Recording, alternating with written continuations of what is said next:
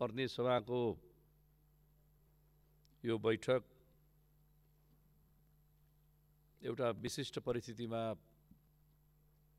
सम्पन्न भइरहेको छ र यस बैठकमा म नेपाली कांग्रेसको तर्फबाट प्रमुख प्रतिपक्षी दलको तर्फबाट सबै माननीय ज्यूहरूलाई हार्दिक स्वागत गर्दछु र यो सदनको पूर्ण सफलताको लागि म हार्दिक शुभकामना पनि व्यक्त गर्न चाहन्छु। संविधानको प्रावधान विपरीत केबी ओलीजीको नेतृत्वमा रहेको कम्युनिस्ट सरकारले प्रतिनिधि सभाको विघटन गरेको थियो र सरकारको प्रतिनिधि सभा विघटनको यो निर्णयलाई नेपाली कांग्रेसले असंवैधानिक, अलोकतान्त्रिक, सर्वसत्तावाद र निरङ्कुशता प्रेरित कदम भनेको थियो। सम्मान्य सभामुखज्यू, सरकारको यो असंवैधानिक निर्णयको खिलाफमा नेपाली कांग्रेसले देशभरि नै सबै जिल्लाहरूमा, सबै गाउँ र नगर तथा वडाहरूमा समेत पनि विरोध कार्यक्रमको आयोजना गरेको थियो। सरकारको अधिनायकवादको खिलाफमा, सर्वसत्तावाद र निरङ्कुशताको खिलाफमा,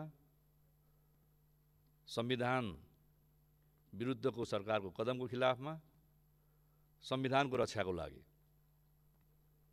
त्यसरी नै देशका विभिन्न भूभागमा जागरुक नागरिक समाजले, विभिन्न राजनीतिक पार्टीले, देशका युवा तथा तरुणहरूले सरकारको यो असंवैधानिक कदमको, सरकारको यो अधिनायकवाद तर्फको यात्रालाई रोक्नका लागि विरोधहरू गर्नुभएको थियो र संविधानको प्रावधान अनुसार कार्यपालिका, न्यायपालिका र व्यवस्थापिका शक्ति पृथ्वीकरणको सिद्धान्त अन्तर्गत व्यवस्थापन गरिएको छ र न्यायपालिकालाई स्वतन्त्र निष्पक्ष न्यायपालिकाको रूपमा संविधानले एउटा विशिष्ट स्थान दिएको छ र सर्वोच्च अदालतको संवैधानिक इजलासले सरकारको यो असंवैधानिक कदमलाई बदर गरेर, खारेज गरेर यो प्रतिनिधि सभाको पुनर्स्थापना गरेको छ। म हाम्रो पार्टीको तर्फबाट यो कदमको हार्दिक स्वागत गर्दछु र सरकारको असंवैधानिक कदमको खिलाफमा आवाज उठाउने देशभरिका आम नागरिक, राजनीतिक दल, नागरिक समाज, दाजुभाइ दिदीबहिनीहरू र सम्पूर्ण युवा प्रेस जगतलाई हार्दिक धन्यवाद दिन्छु। संविधानको रक्षाका लागि एकजुट भएर आवाज बुलन्द गरेकोमा, आवाज प्रतिध्वनित गरेकोमा र यसको उत्तरदायित्व सरकारले लिने कि नलिने, यति ठुलो असंवैधानिक कदम चालिसकेपछि सर्वोच्च अदालतले सरकारको कदमलाई, प्रधानमन्त्रीको कदमलाई असंवैधानिक भनेपछि प्रधानमन्त्रीले यसको नैतिक उत्तरदायित्व लिनुपर्छ कि पर्दैन? यसको जवाफ दिनुपर्छ कि पर्दैन? त्यसका लागि प्रधानमन्त्रीजीले मार्ग प्रशस्त गर्नुपर्छ कि पर्दैन? यतापट्टि यो सदन गम्भीर बनोस् र सम्माननीय सभामुख महोदय मार्फत म सम्माननीय प्रधानमन्त्री लगायत सरकारका सदस्यहरूको पनि ध्यान आकर्षण गर्न चाहन्छु। यो असंवैधानिक कदम भनेर न्यायपालिकाले निर्णय गरिसकेपछि, सरकारको निर्णयलाई खारेज गरिसकेपछि विधिको शासन मान्छौँ, संविधानको रक्षा गर्छौँ, संविधानवादको पालना गर्छौँ, संविधान मान्छौँ भन्ने सरकारले त्यो गल्तीको महसुस गरेर नैतिक उत्तरदायित्व लिनुपर्छ कि पर्दैन त्यो पनि माग गर्न चाहन्छु। यो सरकार बनेपछि सुरुदेखि नै संविधानमाथि प्रहार गरिरहेको थियो। सरकार संविधानको जगमै बनेको हुन्छ, संविधानको जगमै उभिएको हुन्छ। तर हाम्रो संवैधानिक प्रावधान अनुसार संघीय लोकतान्त्रिक गणतन्त्र, बहुलवादमा आधारित बहुदलीय लोकतान्त्रिक संसदीय व्यवस्थाको जुन हाम्रो व्यवस्थापन गरिएको छ र संसदबाटै सरकारको निर्माण हुन्छ। संसदको भूमिकालाई गतिशील गराउने, संसदलाई उत्तरदायी गराउने, संसदको सम्मान बढाउने काम गर्ने सरकारको पनि दायित्व। त्यस्तै संविधानको रक्षा गर्नु र पालना गर्नु सरकारको। तर यो सरकार बनेदेखि निरन्तर संविधानमाथि प्रहार गरिरहेको छ। संविधानले नेपाली नागरिकलाई मौलिक अधिकार प्रदान गरेको छ। त्यसमध्येमा सबभन्दा महत्त्वपूर्ण मौलिक अधिकार विचार र अभिव्यक्तिको स्वतन्त्रता हो। सरकार बनेकै दिनबाट विचार र अभिव्यक्तिको स्वतन्त्रतामाथि यसले गम्भीर प्रहार गरेको छ। मैत्री घर, मण्डला लगायत, पुरानो रत्नपार्क लगायत कतिपय सार्वजनिक ठाउँहरूमा त्यहाँ भेला हुन नपाइने, त्यहाँ जम्मा हुन नपाइने, त्यहाँ बोल्न नपाइने, यस्ता खालका निर्णय पनि सरकारले गर्यो। सरकारको यस्तो खालको निर्णय, विचार र अभिव्यक्ति स्वतन्त्रताको विरुद्धको निर्णयमा जनताले मुद्दा हाल्नु पर्यो। फेरि अदालतले भनिदियो त्यहाँ जानु पाइन्छ, बोल्न पाइन्छ, भेला गर्न पाइन्छ। भनेपछि सरकारले अग्रगमन गरेका छ कि प्रतिगमन गरेका छ?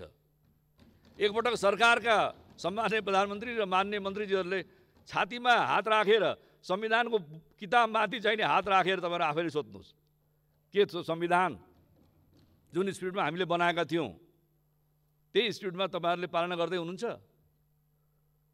जसरी चाहिने मिडिया विधेयक लिएर आइयो, मिडियाको मुख थुन्नका लागि सूचना र प्रविधि विधेयक ल्याइयो। त्यस्तै गुठी विधेयक, नेपालको धेरै पुरानो परम्परा र संस्कृति, गुठी परम्परामा कतिपय गुठियारहरूको जन्म गुठीमा हुन्छ, उनीहरूको संस्कार गुठीमा बित्छ र मृत्यु संस्कारसम्म पनि त्यही गुठीमा हुन्छ। जन्मदेखि मृत्युसम्म व्यवस्थापन गरिएको गुठीलाई गुठी विधेयकको नाममा खारेज गर्ने कोसिस किन गरियो? हामीले यही सदनमा विरोध गर्यौं। तमाम जनप्रतिनिधि मान्यजहरूले विरोध गर्नुभयो। आम नेपालका नागरिकहरू, सचेत वर्गले माइती घरमा बडो भद्रपूर्ण रूपमा चाहिँ विरोध गर्नु पर्यो। त्यहाँले सरकारले चाहे संस्कृतिको, परम्पराको माखोल उडाउने क्रममा होस्, चाहे विचार र अभिव्यक्ति स्वतन्त्रतालाई बन्देज गर्ने क्रममा होस्, त्यस्तै मानवाधिकार विधेयक, राष्ट्रिय सुरक्षा परिषदको विधेयक,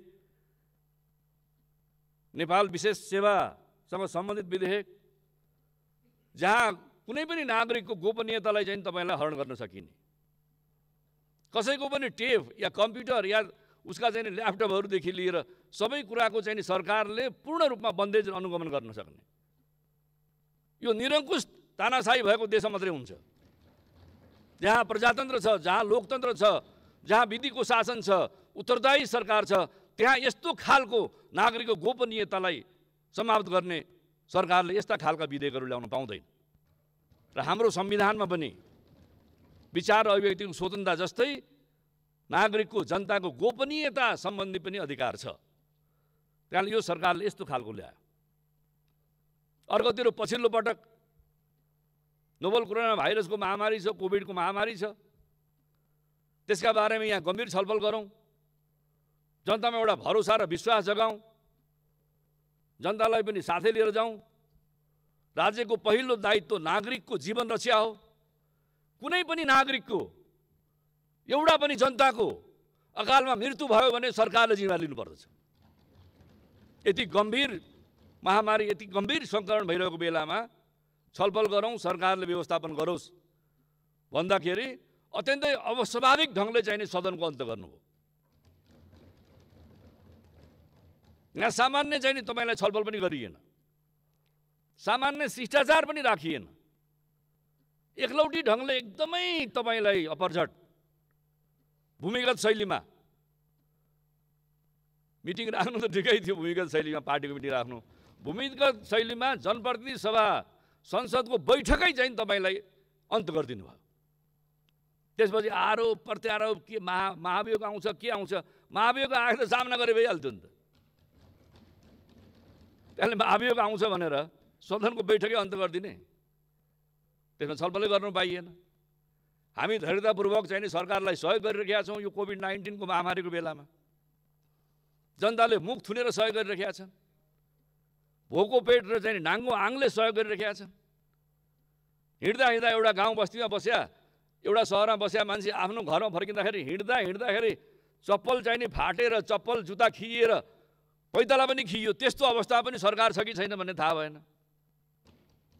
फेरि छलफल होला, फेरि बैठक होला, फेरि बसिएला, हिउँदी अधिवेशन त होला। अब कम्तीमा संवैधानिक प्रावधान अनुसार 6 महिनाभित्र बैठक गर्नुपर्ने, ल 6 महिनाभित्र अब त बैठक होला, 1 हप्ता मात्रै बाँकी छ, अनि तपाईँलाई बैठक गर्नुपर्छ भनेर सदनै भङ्ग। अब अहिले सर्वोच्च अदालतले चाहिँ नि हामीलाई पुनर्स्थापित गरेको छ। यो सदनलाई रचनात्मक ढङ्गबाट अगाडि बढाउँ, जनतामा एउटा नयाँ भरोसा र विश्वास पैदा गरौँ, राजनीतिक दलहरूको बिचमा पनि भएका तिक्ततालाई कम गर्दै फेरि सहयात्रा र हातेमालो गर्ने अवस्थामा अगाडि बढौँ भन्ने नै हाम्रो नेपाली काङ्ग्रेसको चाहना हो। तर सरकारले सदनमा कुनै बिलै ल्याउँदैन, कुनै विधेयक अगाडि बढाउन चाहँदैन। केही अध्यादेशहरू ल्याएको थियो, जुन अध्यादेशहरू जरुरी पनि छन्, तर त्यसमा पनि सरकारले चाहिँ तपाईँलाई अब अत्तो थापेर चाहिँ होइन, हामीले पहिलो बैठकमा ल्याउनु पाएनौँ, त्यस कारणले अब त्यसका बारेमा चाहिँ हाम्रो रिजर्भेसन छ भन्नुहुन्छ। उल्टै एसिड आक्रमणसँग सम्बन्धित चाहिँ तपाईँलाई अपराधको दोषीलाई कडाभन्दा कडा सजाय होस्, त्यसमा हाम्रो पार्टी चाहिँ तपाईँको साथमा छ। त्यसै कोभिडको व्यवस्थापनका लागि पनि हामीले सदैव सरकारलाई रचनात्मक सहयोग दिँदै आएका छौँ। प्रधानमन्त्रीलाई हाम्रो पार्टीका वरिष्ठ नेता रामचन्द्र पौडेल लगायतको डेलिगेसनले गएर भेटेर चाहिँ ज्ञापन पत्र दिएको हो। नेपाली काङ्ग्रेस संसदीय दलको तर्फबाट म आफै डेलिगेसनमा गएर चाहिँ असार 2 गते ऊ जमानामा चाहिँ तपाईँलाई ज्ञापन पत्र दिएको हो सरकारलाई सहयोग गर्न। 2 घण्टा त प्रधानमन्त्रीसँग हाम्रो संवाद भएको थियो। उहाँले त्यतिखेर त हाँसी नै राम्रै उज्यालो अनुहारले नै वार्ता गर्नुभएको थियो, छलफल गर्नुभएको थियो। कोभिडको व्यवस्थापनलाई हामी गम्भीरै छौँ। अब बलात्कार र यौनजन्य हिंसा यो सरकारको पालामा सबभन्दा बढ्ता चाहिँ बलात्कार र हिंसा भइरहेको छ। त्यसको नियन्त्रण रोकथाम चाहिँ गर्न सरकार असफल भइसकेको छ। त्यसकारणले आम महिलाहरू, आम दिदीबहिनीहरू, सासाना बालबालिकाहरू समेत चाहिँ पीडित भएको अवस्था छ। त्यसकारणले यस्तो खालको चाहिँ नि गतिविधि अगाडि बढोस् है भन्ने हाम्रो चाहना छ। टिआरसीको बारेमा त हामीहरू सबभन्दा बढी संवेदनशील गम्भीर छौँ। हाम्रो आदरणीय नेता पूर्व प्रधानमन्त्री पूर्व सभापति गिरिजाप्रसाद कोइरालाको पालोमै मुलुक शान्ति प्रक्रिया अगाडि बढेको हो। यसै हलमा तत्कालीन प्रधानमन्त्री गिरिजाप्रसाद कोइराला र विद्रोही पक्षका कामरेड पुष्पकमल दाहाल प्रचण्डको बीचमा वृहत शान्ति सम्झौता भएको हो। त्यो शान्ति सम्झौता र शान्ति प्रक्रियामा हामी पूर्ण प्रतिबद्ध छौँ। अहिले पनि हाम्रो कमिटमेन्ट छ।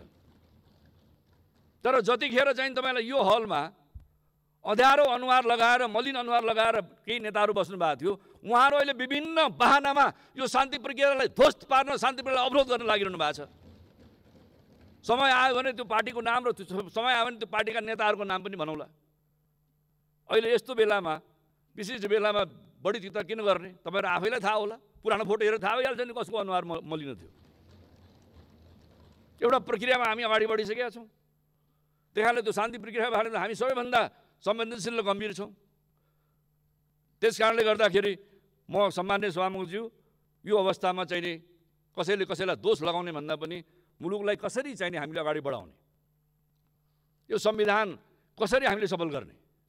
संविधानमा धेरै राम्रा कुराहरू पनि छन्, केही कमजोरी होला, मधेसको मुद्दालाई सम्बोधन गर्नुपर्ने होला। नेपाली काङ्ग्रेसले त सदैव यो संविधानमा भएका कमी कमजोरी हटाउन र यो संविधान सबैको स्वामित्वमा स्थापित गर्नको लागि संविधान संशोधन गरौँ भनेकै छौँ नि हामीले। हामी सरकारमा हुँदा पनि संविधान संशोधनको प्रस्ताव लिएर आएको हो। त्यतिखेर यो सदनमा कोले चाहिँ नि त्यो संविधान संशोधनको पक्षमा मतदान गर्नुभयो र कोले विपक्षमा गर्नुभयो। यहाँ रेकर्ड हेरेर थाहा भइहाल्छ नि। त्यसले गर्दाखेरि गम्भीरतापूर्वक अगाडि बढाउने भन्ने म आग्रह गर्न चाहन्छु। अब यो कोभिड-19 को बारेमा पनि केही कुराहरू उठ्यो, मन्त्रीजीले पनि केही कुरा भन्नुभयो र यो भ्याक्सिन 17 लाख चाहिँ नि अहिले नेपालीहरू लगाएका छन्। सम्माननीय प्रधानमन्त्रीजीलाई म धन्यवाद दिन चाहन्छु। यसै रोस्टममा आएर सम्माननीय प्रधानमन्त्रीजीले के भन्नुभएको थियो भने अब 3 महिनाभित्र नेपालका सबै नागरिकलाई कोभिडको भ्याक्सिन लगाइनेछ। प्रधानमन्त्रीले यहाँ आएर बोलेको कुरा पनि 9 महिना भइसक्यो। कुछ चाहिँ 3 महिना, 77 सालको 3 महिना हो कि 78 सालको 3 महिना हो कि 79 सालको 3 महिना हो कि 80 सालको 3 महिना हो। त्यस कारणले कुनै चाहिँ देखो सीमा नभएको 3 महिना हो कि। अब 17 लाखलाई भ्याक्सिन लगाउनु भएको छ सम्माननीय सभामुखज्यू। अब छापाहरूमा आजै पनि आएको छ, विज्ञहरूले आजै भन्ने छन् कि नेपाल सरकारसँग तपाईलाई 7 लाखभन्दा बढी स्टकमा चाहिँ नि भ्याक्सिनको छैन। अब 17 लाख जसलाई भ्याक्सिन लगाइसक्यो उसलाई चाहिँ नि सेकेन्ड डोज दिनुपर्ने छ। सेकेन्ड डोजको लागि त 17 लाख त हामीसँग स्टकमै हुनु पर्थ्यो नि त। जसले भ्याक्सिन लगाउनु पाएको छैनन् उनीहरूलाई लगाइदिनु पर्ने पनि छ। 10 लाख भारत सरकारले चाहिँ नि हामीलाई उपहार दियो, अर्को 10 लाख हामीले किन्यौँ, धन्नै 3 लाख चाहिँ नि कम्पनीले चाहिँ हामीलाई उपहार दियो। 23-24 लाख चाहिँ नि भ्याक्सिनको प्रबन्ध छ। 17 दुना त 34 लाख भ्याक्सिन चाहियो। अर्को छिमेकी मुलुक चीनले चाहिँ हामीलाई 8 लाख भ्याक्सिन दिएको, अझै ढुवानी गर्ने जहाज नपाएर अनुदान के अरे उपहार दिएको चाहिँ भ्याक्सिन पनि ल्याउनु सकिया छैन। यो भन्दा चाहिँ नि दुःखद के हुन सक्छ। त्यहाँले म मेरो पार्टी तर्फबाट आग्रह गर्न चाहन्छु, अविलम्ब सबै नेपाली जनतालाई भ्याक्सिन लगाउने, समुचित भ्याक्सिन लगाउने, 1 डोज मात्रै होइन कि आवश्यक पऱ्यो भने 2 डोज भ्याक्सिन लगाउने प्रबन्ध गर्न सरकार चाहिँ नि ले सुप्रबन्ध गरोस्, व्यवस्थापन गरोस् भन्ने म आग्रह गर्न चाहन्छु। तर सरकारको हालत कस्तो छ भने अब खुसी लाग्यो मेलम्चीको पाहुनी आउनु भयो, सरकारलाई धन्यवाद। त यो मेलम्चीको सपना त सन्त नेता कृष्णप्रसाद भट्टराईले देख्नु भयो नि। त्यो मेलम्चीको पानी आउने भयो, जनतालाई काकाकुलबाट चाहिँ नि राम्रो अवस्था लाने भइयो, सबैलाई धन्यवाद। तर कृष्णप्रसाद भट्टराईको नाम एकपटक लिन पनि तपाईँलाई कन्जुसाई। मेलम्चीमा गयो भने भट्टराईजीको नाम छैन, सुन्दरी जलमा गयो भने भट्टराईजीको नाम छैन, पार्लिमेन्टको रोस्टरमा फर्केर आयो, पहिलो सभामुख पनि हो। 2046 सालको जनआन्दोलनको चाहिँ उहाँहरू क्रान्ति नायक पनि हो, भट्टराईजीकै नाम छैन। किन जसले यो मेलम्ची ल्याउने सपना गर्दाखेरि जसले चाहिँ तपाईँलाई हाँसोमा चाहिँ तपाईँलाई टुणी खेलमा भाड गर्थे, अहिले उहाँहरूले चाहिँ हामीले ल्यायौँ भन्दाखेरि काठमाडौँको जनताले पत्याउँछ कि पत्याउँदैनन्, गम्भीर हुनुहोस् भन्ने पनि म आग्रह गर्न चाहन्छु। त्यस्तै अब विकासको बारेमा पनि अब डिपिआर गरेका छैन, बजेट छैन, शिलान्यास भइसक्यो धमाधम। बाह्र विकास, कागजको विकास। 2 वर्षदेखि मोटर चलिरहेको छ, गाडी कुदिरहेको छ, कालो पत्रेको अहिले उद्घाटन। 2 वर्ष अगाडि पुलमा चाहिँ गाडी तरिरहेको छ, अहिले बोर्ड लगाएर चाहिँ तपाईँलाई राजमार्गमा आमसभा, राजगढमा शिलान्यास। यो चाहिँ कस्तो खालको चाहिँ विकास हो, कसको खालको निर्माण हो। अब अल्प विकसित र विकसितको बारेमा पनि यो चाहिँ भुइँचालो नआएको भएदेखि तत्कालीन प्रधानमन्त्री सम्माननीय प्रधानमन्त्री सुशील कोइरालाको पालोमै चाहिँ यो भइसक्यो हो। कमसेकम अहिले चाहिँ पूर्णता पाएको छ भने पनि होइन, जस्तै मनमोहनजीको पालोमा सुरु भएको छ, अधिकारीजीको पालोमा धन्यवाद, भरतमोहन अधिकारीको पालोमा चाहिँ वृद्ध भत्ताको सुरुवात भयो, उहाँलाई धन्यवाद। कमसेकम जसको पालोमा इनिसिएसन भएको छ त्यसलाई स्मरण गर्ने त गरौँ, उहाँहरूलाई चाहिँ पनि तपाईँलाई धन्यवाद दिने त गरौँ। त्यसकारण यस्तो खालको चाहिँ नि दिउँसै रात पार्ने अवस्थामा चाहिँ मुलुक अगाडि नबढोस् भन्ने पनि म आग्रह गर्न चाहन्छु। अब यो कोभिड-19 को बेलामा अब श्रमिकले चाहिँ तपाईँलाई श्रमिकलाई रोजगारी छैन, किसानलाई बिउ मल्ल चाहिँ तपाईँलाई किसानको उत्पादनलाई बजार छैन, निजी विद्यालयहरूमा पढाइरहेका निजी कल कारखानामा जागिर खाइरहेको कर्मचारीहरूलाई तलब छैन। अब त्यसै विश्वविद्यालयका प्राज्ञहरू जो चाहिँ तपाईँलाई डेली वेजेसमा छन् उनलाई तलब छैन, शिक्षक प्राध्यापकहरूलाई। उद्योगिक व्यवसायको व्यवसाय छैन, खास गरेर पर्यटन व्यवसायको त यस्तो हालत छ, यातायात व्यवसायको यस्तो चाहिँ तपाईँलाई पीडादायक अवस्था छ। कमसेकम सरकारले उद्योगी, व्यवसायी, मजदुर, किसान, महिला दाजुभाइ दिदीबहिनीलाई कसैलाई राहत ल्याएको सुनिएन। यो राहत पनि तपाईँलाई भूमिगत रूपमा चाहिँ गरे हो कि थाहा नहुने हिसाबले गरे त्यो पनि हुनसक्छ नि। उहाँहरू सबैजना बडो कुशल हुनुहुन्छ, माहिर हुनुहुन्छ। नभए जनताले थाहा पाउने गरी राहत ल्याउनु पऱ्यो नि त। मजदुरलाई राहत दिनु परेन, किसानलाई राहत दिनु परेन, उद्योगिक व्यवसायलाई राहत दिनु परेन। लागौँ कि अब सामान्य सभामुखजीले भनेपछि दिने थाल्यो, राहत दिनु परेन। अब त झन् के राहत देला? सरकारको हालत के छ भने ऋण लिएर घिउ खाने। बजेट कुरा गर्यो भने अब अहिलेको सफल सरकारले यति धेरै ऋण ल्याएको छ कि यति नेपालीको टाउकोमा ऋण कहिले पनि थिएन। सायद उहाँलाई लागेको छ होला अब यस्तो स्थिति छ देशमा, अब फेरि फर्केर आइन्छ कि आइन्न। अब अहिले ऋण लिउँ, तिर्ने बेला त अरू आइहाल्छन्। हाम्रो पालामा ऋण लिउँ, घिउ खाउँ, त्यहाँदेखि अरूले तिरिहाल्छन् नि भन्ने हिसाबले लिनु भएको छ भने त केही छैन। नभए मुलुकले तिर्न नसक्ने गरी ऋण लिने किन लिने? अब चालु खर्च चाहिँ तपाईँलाई बढै छ।